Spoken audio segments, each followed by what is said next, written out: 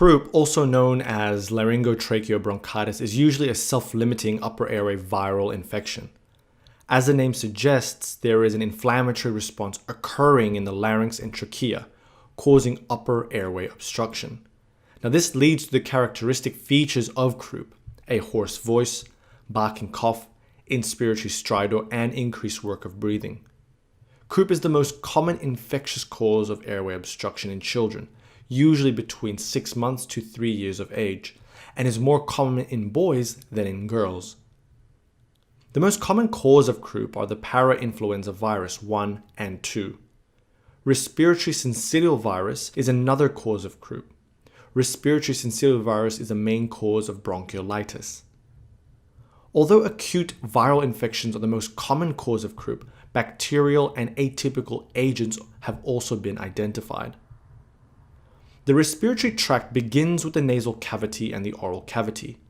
Oxygen inhaled travels through this area, the pharynx, the larynx, and then towards the lower respiratory tract. The lower respiratory tract begins with the trachea.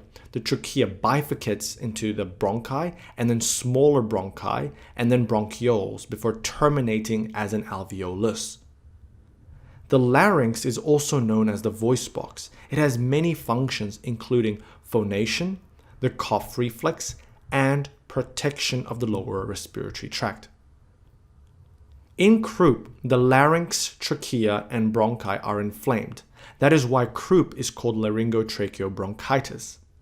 The pathophysiology typically begins with an upper respiratory tract infection over a few days, low-grade fevers, and coryza. After a few days, the parainfluenza virus will infiltrate the larynx and the trachea, causing an inflammatory reaction. It infiltrates the cells in this area, causing an increased infiltration of actual white blood cells to the area, which will lead to pain and edema.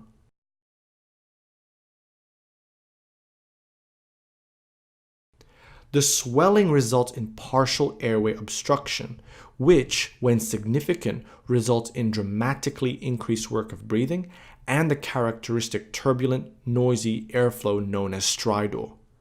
Stridor is mainly heard in inspiration because the pressure in this area drops below atmospheric pressure, causing collapse of the airway, resulting in further turbulent flow or air through this narrow airway.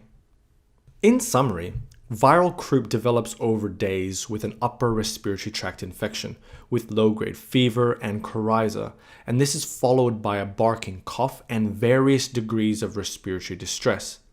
In most children, the symptoms subside quickly with resolution of the cough within 2 days.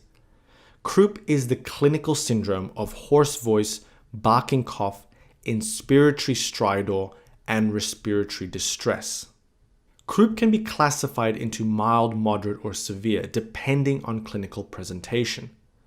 If the child presents cyanosed with decreased level of consciousness, this is life-threatening and immediate resuscitation is warranted.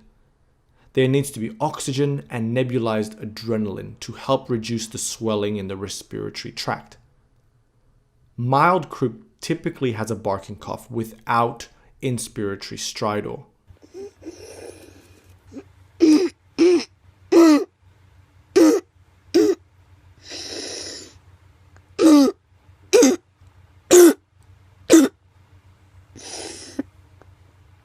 Moderate croup presents with increased respiratory effort and resting stridor. Increased respiratory effort can be identified with signs including a tracheal tug and intercostal recessions. The child is still alert and active.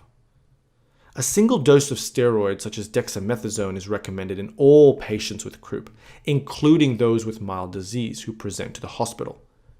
Moderate disease requires steroids or nebulized adrenaline if steroids are not tolerated. Severe airway obstruction have all the signs and symptoms I mentioned earlier. The stridor is persisting and the child is usually very apathetic or restless. There is marked tracheal tug and chest wall recession. Severe stridor requires oxygen most likely, steroids and nebulized adrenaline to open up the airways. Soft stridor, irritability, tachycardia, pallor indicates imminent airway obstruction. It's important to monitor children with croup. If there is no improvement, consider alternative diagnosis. Differential diagnosis for croup include an inhaled foreign body, congenital abnormalities, epiglottitis, bacterial tracheitis, and even anaphylaxis. Croup is a clinical diagnosis. Essentials for diagnosis are gradual onset of symptoms, barking cough, and stridor. Rarely investigations are warranted. If an X-ray is performed, there is the steeple sign. The steeple sign is a radiological sign found on a frontal neck radiograph, where subglottic tracheal narrowing produces the shape of a church steeple within the trachea itself. Some children may have many episodes of croup, and these children might be otherwise well, and the croup will settle really quickly. This is probably called a spasmodic croup. Spasmodic croup comes on rapidly overnight in children who are perfectly well when they went to sleep. Spasmodic croup often runs a shorter course and is usually associated with asthma and atopy. Thank you for watching.